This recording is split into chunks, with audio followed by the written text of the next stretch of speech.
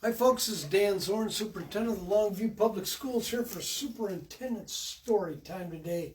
Today's story is called The Day the Crayons Quit by Drew Daywalt. One day in class, Duncan went to take out his crayons and found a stack of letters with his name on them. "Hey Duncan, it's me, Red Crayon. We need to talk. You make me work harder than any of your other crayons. All year long I wear myself out coloring fire engines, apples, strawberries, and everything else that's red.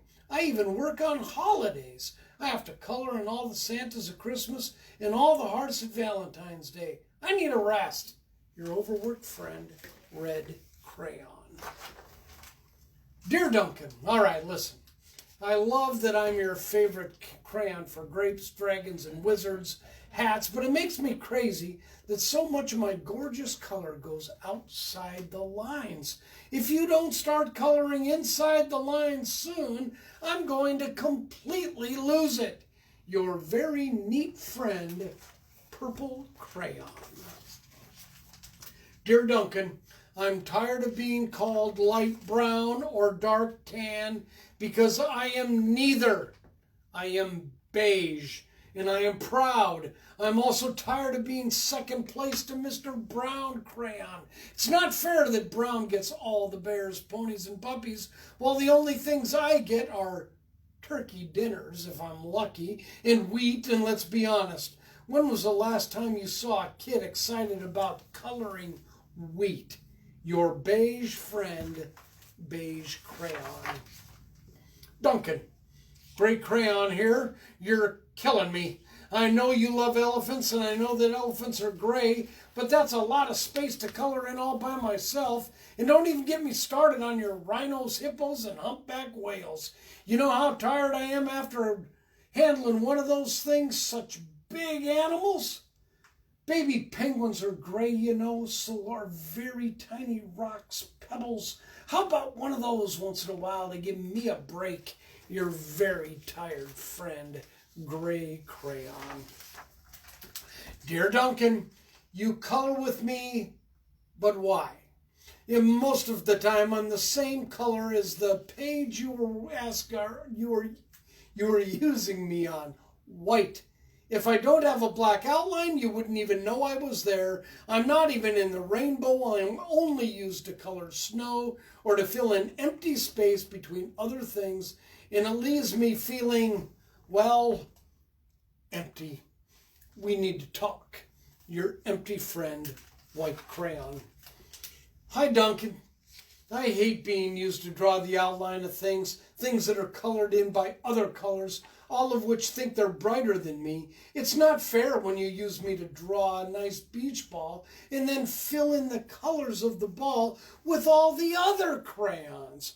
How about a black beach ball sometime? Is that too much to ask? Your friend, Black Crayon. Dear Duncan, as Green Crayon, I am writing for two reasons. One is to say that I like my workloads of crocodiles, trees, dinosaurs, and frogs. I have no problems and wish to congratulate you on a very successful coloring things green career so far. The second reason I write is for my friends, Yellow Crayon and Orange Crayon, who are no longer speaking to each other. Both crayons feel they should be the color of the sun. Please settle this soon because they're driving the rest of us crazy. Your happy friend, Green Crayon. Dear Duncan, Yellow Crayon here. I need you to tell Orange Crayon that I am the color of the sun.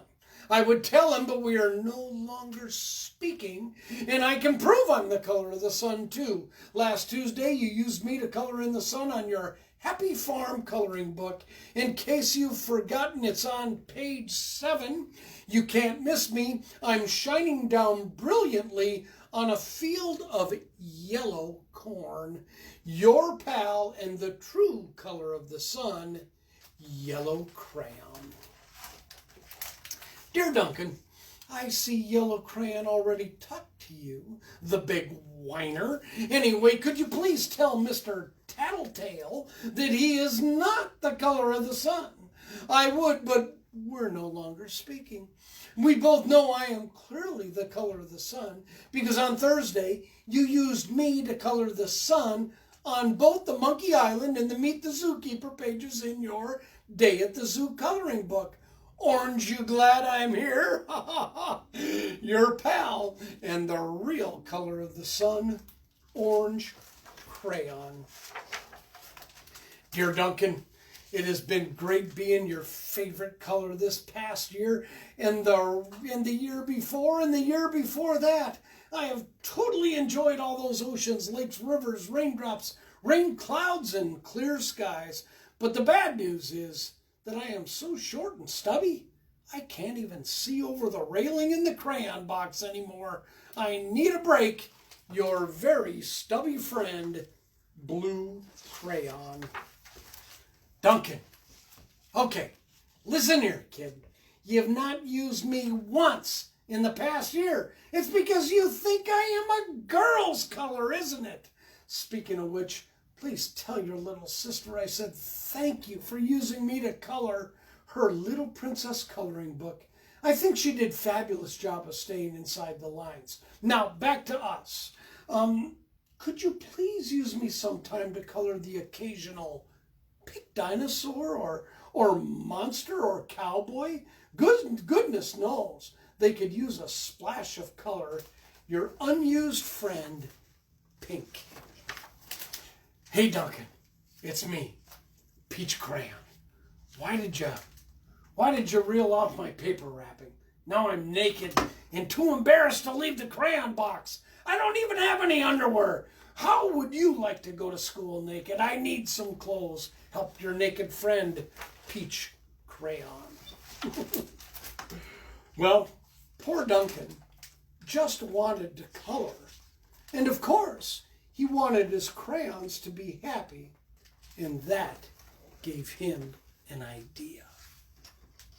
When Duncan showed his teacher his new picture, she gave him an A for coloring and an A+ for creativity. There you have it. That is a pretty silly book, but kind of a funny book. The Crayons Quit by Daywalt. This is Dan Zorn, Superintendent of the Longview Public Schools, where literacy is the most important thing we do.